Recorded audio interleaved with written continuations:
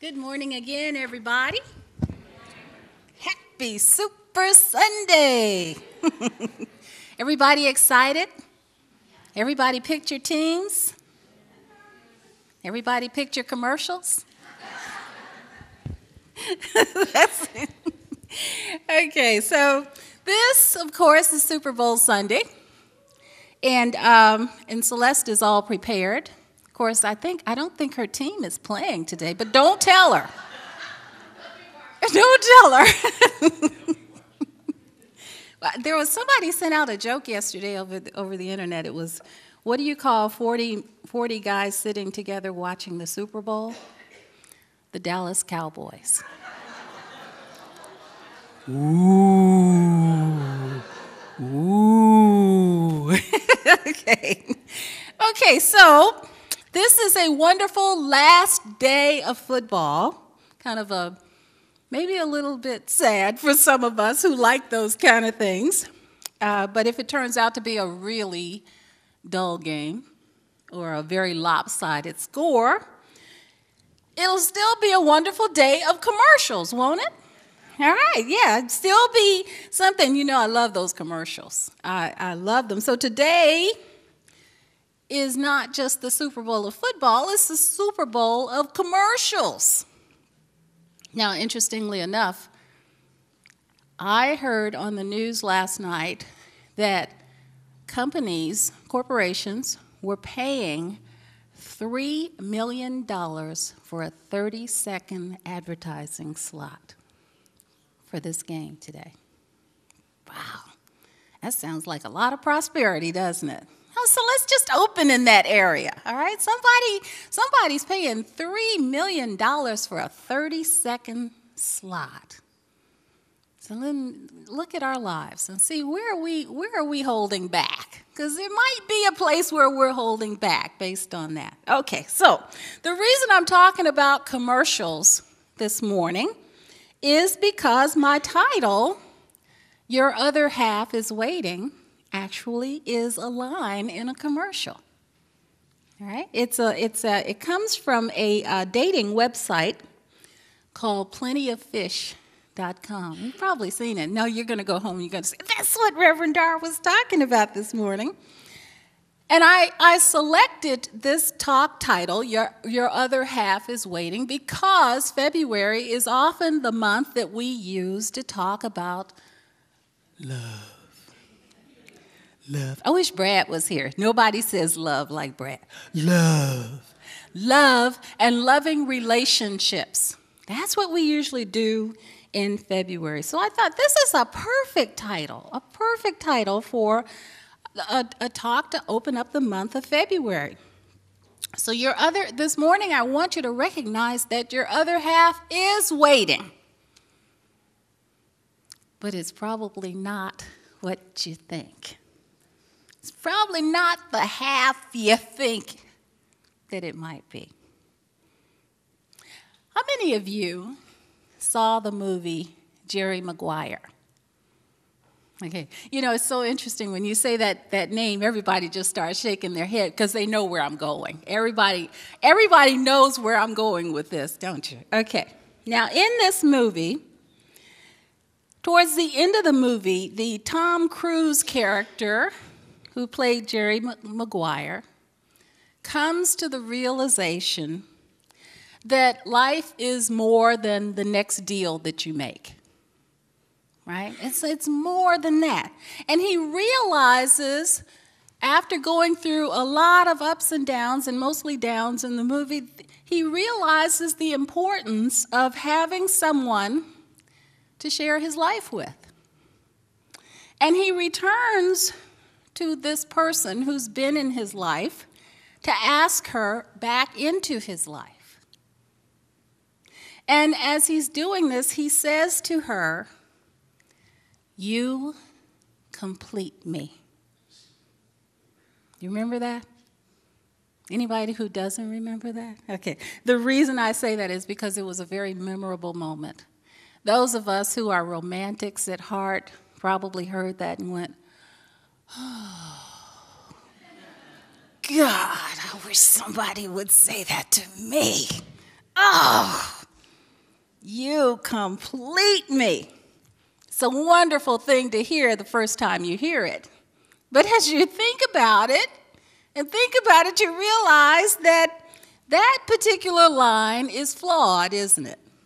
Okay, there's a huge flaw in that line, because in order for someone to complete us, we would have to first be incomplete.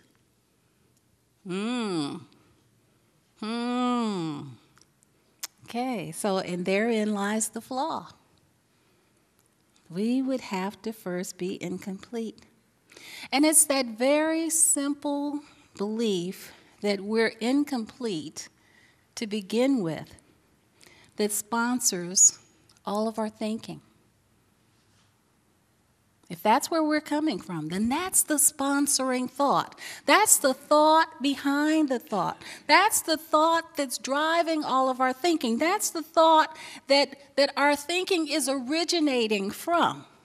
Our thinking is, if we're seeing ourselves as incomplete, needing completion, then that's what's driving every thought on top of that. You hear me say all the time, if our initial premise is incorrect, then everything that we build upon that premise will probably also be incorrect also. If we think something's missing, we'll go looking for it.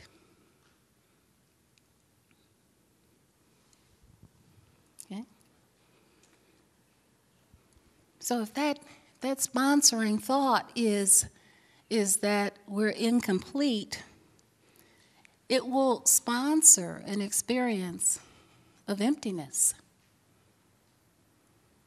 It will sponsor an experience where we feel a need to be dependent on someone or something in order to experience our joy. Something has to happen first. And that thought of incompleteness will take us down some very, very dark roads. It'll take us to some very, very dark places. And not just in our relationships. Any area in our lives where we believe that there's something missing, we're going to go looking for it. Now, in talking about relationships and putting this talk together, I was thinking about what I often will say to people when I facilitate a wedding. And I thought I'd share that with you this morning, because when I do a wedding, what I do is I start the service, the ceremony, by letting people know what this is about and also what it's not about. All right? So oftentimes I start by asking the question, why get married? Why get married? And I'll share this with you. It's not for security. It's not for completion. And it's not even in hoping that what you think you need in life will be supplied by the other. But rather in knowing that everything that you need in life, all the love, the wisdom, the insight, the power, the knowledge, the understanding, the nurturing, the strength, the compassion, all of that already resides within you. And I tell them, you're not each uniting in the hopes of getting these things, but in the hopes of giving these gifts, that the other might have them in even greater abundance. And then I share with them that marriage does not produce obligations, but rather provides opportunities for growth,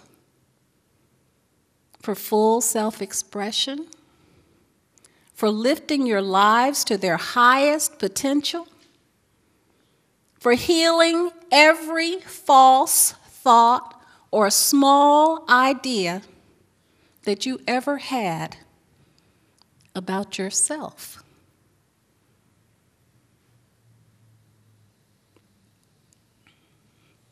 And then I share with them that this is a journey that they're taking in life with an equal partner, sharing equally both the authority and the responsibilities inherent in any partnership, bearing equally what burdens there may be, and basking equally in the glories. And here's where I really nail it. You come together not as half circles seeking wholeness, but whole circles seeking to give to each other from your wholeness. Now, interestingly enough, when I finish that ceremony, many of the people in the audience will come to me and ask if they can have a copy of that because they've never seen marriage that way before.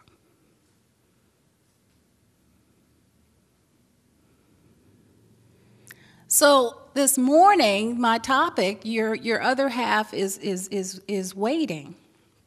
You can bet that I'm not doing a talk that's based on another person fulfilling you.